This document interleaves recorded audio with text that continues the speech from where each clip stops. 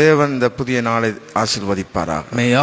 May God bless this new day today. இயேசுவின் நாமத்தினால் ஜெபிக்கிறோம் நல்ல பிதாவே. In the name of Lord Jesus Christ we pray. என்னுடைய பிரசங்க தலைப்பானது, The topic of our message today is, இங்கே சொல்லாதே. do not say it here. Amos 7:13. The book of Amos chapter 7 verse 13. பெத்தேலிலே இனி தீர்க்கதரிசனம் சொல்லாதே, அது ராஜாவின் பரிசுத்த ஸ்தலமும் ராஜ்யத்தின் அரண்மனையுமாய் இருக்கிறது என்றான். Do not prophesy anymore at Bethel, because this is the king's sanctuary and the temple of the kingdom. தேவன் மீன், பறவை, மிருகம், மனிதர்களை கொண்டு பேசி தேவ சித்தத்திற்கும் பரிசுத்தத்திற்கும் நடத்துகின்றார். God is guiding us to his will and his holiness by speaking through fish, birds, animals and people. செழித்தும் ஆலயத்தில் இருப்பதாலும் பாவம் இல்லை என்று அர்த்தம் இல்லை. It does not mean we are not sinning or being sinless just as we are prosperous and we are a part of a church. மனம் திரும்பி வாழ நடக்க செவி கொடுப்போம். Let us give heed to his voice for repentance. முதலாவது குறிப்பாக, As my first point, தேவனுடைய வார்த்தை எச்சரிப்புக்கு. God's word comes to us as warning.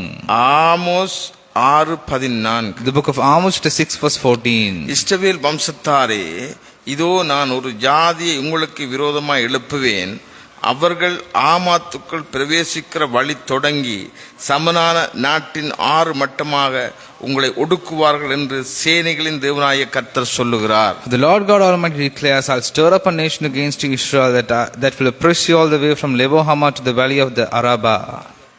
எழுப்புதலுக்கும் எதிர்ப்பிற்கும், For revival and for opposition.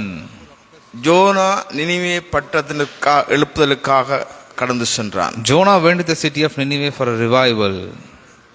ஜோவானின் தலை வாங்கப்பட்டது. The head of John the Baptist. Mark 6:18-25. The book of Mark chapter 6 verse 18 and verse 25. ஜோவான் ஏரோதை நோக்கி, நீர் உம்முடைய சகோதரன் மனைவியை வைத்துக் கொள்வது நியாயமில்லவென்று சொன்னதன் நிமித்தம் ஏரோது சேவர்களை அனுப்பி யோவானை பிடித்து கட்டி காவலில் வைத்தான். For John had been saying to Herod, it is not lawful for you to have your brother's wife. At once a girl hurried into the king with the request, I want to give me right now the head of John the Baptist on a platter. உடனே அவள் ராஜாவிடத்தில் சீக்கிரமாய் வந்து, நீர் இப்பொழுது ஒரு தாலாந்தில் ஜோவானுடைய சாமனுடைய தலை எனக்கு தர வேண்டும் என்று கேட்டுக்கொண்டாள். At once a girl hurried into the king with the request, I want you to give me right now the head of John the Baptist on a platter. இரண்டாவது குறிப்பாக, As my second point, தேவ மனுஷனுக்கு எதிராக எழும்பாதே. do not rise against the godly man. Amos 7:12-13 The book of Amos chapter 7 verse 12 to 13. அமத்சியா ஆமோஸை நோக்கி, தரிசனம் பார்க்கிறவனே, நீ போ, நீ யூதா தேசத்துக்கு ஓடிப்போ, அங்கே அப்பம் தின்று அங்கே தீர்க்கதரிசனம் சொல்லு. பெத்தேலிலே இனி தீர்க்கதரிசனம் சொல்லாதே, அது ராஜாவின் பரிசுத்த ஸ்தலமும் ராஜ்யத்தின் அரண்மனையுமாய் இருக்கிறது என்றான். Then Amaziah said to Amos, get out and you see, go back to the land of Judah, earn your bread there and do your prophesying there.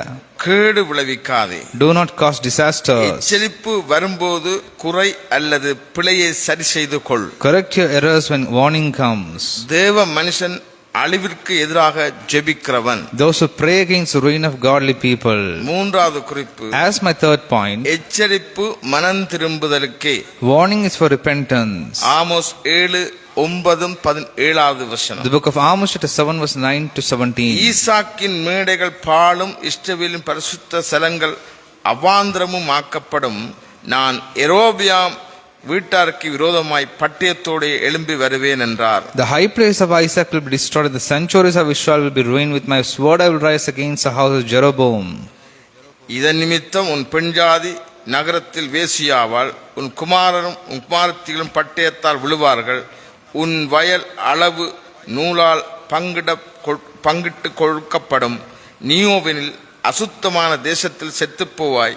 இஸ்ரவேலும் தன் தேசத்தில் இருந்து சிறைப்பிடிக்கப்பட்டு கொண்டு போகப்படுவான் என்று கர்த்தர் சொல்லுகிறார் என்றார். Therefore this is what the Lord says, your wife will become a prostitute in the city, and your sons and daughters will fall by the sword. Your land will be measured and divided up, and you yourself will die in a pagan country, and Israel will surely go into exile away from their native land. இடரலா இராதே. Never be a stumbling block for others. தேவ சித்தம் அறிந்திடு. In order to know the will of God. வசனத்தை தேடுகிற காலம். The time people will seek God's word.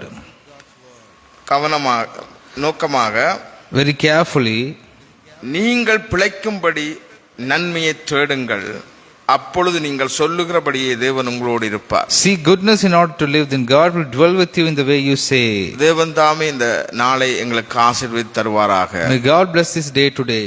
Amen, amen, amen. Amen, amen, amen.